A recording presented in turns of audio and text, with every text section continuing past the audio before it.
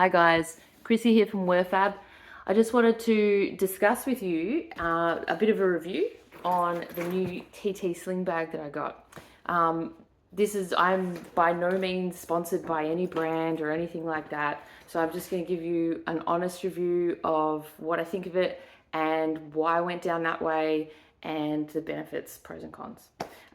First of all, this was the original bag I was using. It's just a nice, huge, actually, backpack. You can swing a cat in here, and I still love this bag. I love it because it's a roll bag. It's completely waterproof, and I can fit the kitchen sink in. The problem was that I was starting to get back trouble.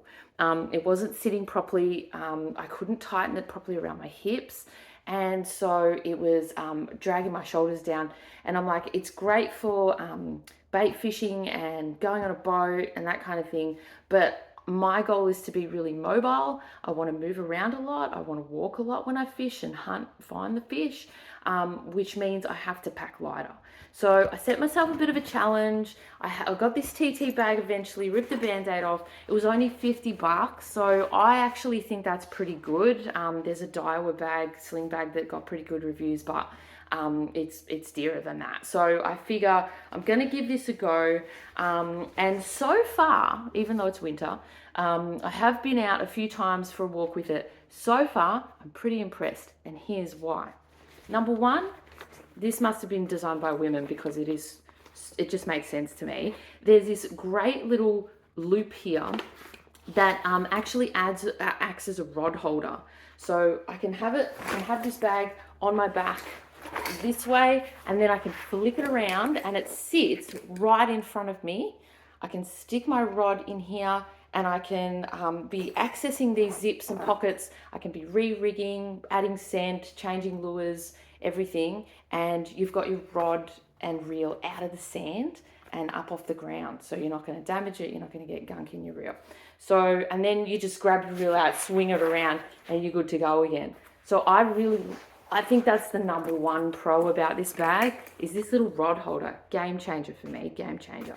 All right. The next thing is it actually looks really small, but it's reasonably generous. You know, I can fit a decent sized tackle tray in here. This is a reasonably small one. I reckon I could fit a bigger one in here if I wanted to. And a couple of packs of plastics. I would probably bring 4 or 5 packs of plastics, different kinds of shapes and sizes, colors, that kind of thing. I think if you're bringing more than that, you're bringing too much, you know. So, but there's plenty of room in here, and I reckon I could probably swing a small drink bottle in here as well if I needed to. All right, so that's pretty good. There's 3 pretty good pockets in here. The front one I sort of use for a phone and like keys and glasses and stuff that I don't want mixing with my fishing gear. But then, you know, I can fit in this middle pocket. You know, what have I got in here? I've got some small lip grips, super handy if you get onto a flatty. Some extra line. I've got a couple more plastics there. A small knife in case I want to dispatch a fish and take a feed home. Scent and a few extra clips.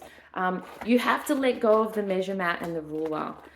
There's no way you're going to fit that in here, but I found this really great cheap measuring tape in the fishing shop. It reminds me of those sewing rulers. That does the job. Just make sure on your phone you have an app that tells you the legal sizes and everything of fish, so that you can look stuff up and measure them, so that you know whether you can keep them or not. But that fits in here easy. The other great thing about it is you've got these awesome clips here. I've got a couple of Caribbean clips here that I could clip on scissors if I want. I've got these little line cutters. These are Rapala line cutters I got from Jim's Bait and Tackle, and I love it. It's really good. It's really handy and it's really compact. This one's another game changer. This is for, this little section here is for pliers. Now, I've got the tiniest pliers on the planet in here at the moment, but I could fit a decent sized pair of pliers in here. The best thing about it is this little Velcro thing so that your pliers don't fall out. Genius. So that seems to work really well. It's padded at the back. It's got a really, actually quite a generous strap in here. Ladies, we're all different shapes and sizes at the front, so you might want to try it on first. It doesn't seem to bother me, but it may not be terribly flattering or comfortable for some women. So just check it out before you go ahead and do that. Just be aware of it anyway. I've been really happy with it. Couple of cons. It's not waterproof. It says that it's water resistant, so I think a little shower of rain, you're going to be okay. But if you're stuck in a downpour, just be aware, if you've got your phone in there or something, you know, could be a little on the dodgy side. I don't plan on fishing in a downpour anyway. No one does, I suppose, but just be aware of that. And another con is these zips are metal. Now, I'm a salty fisher, so you might need to just consider occasionally using a little bit of Lanox, I think it's called, or something like that to protect your zips from corrosion potentially. I started to notice it a little bit on the metal zips on this bag. It's just starting to corrode. So every now and then a little spray of something will help to protect those zips. But other than that, it's pretty good. It also gives you an idea of the kind of stuff I take with me. Everyone's different, and everyone, targets different species and goes different places. So it might not suit you, but something for you to think about. Just thought I'd share. See you in the next video. Bye.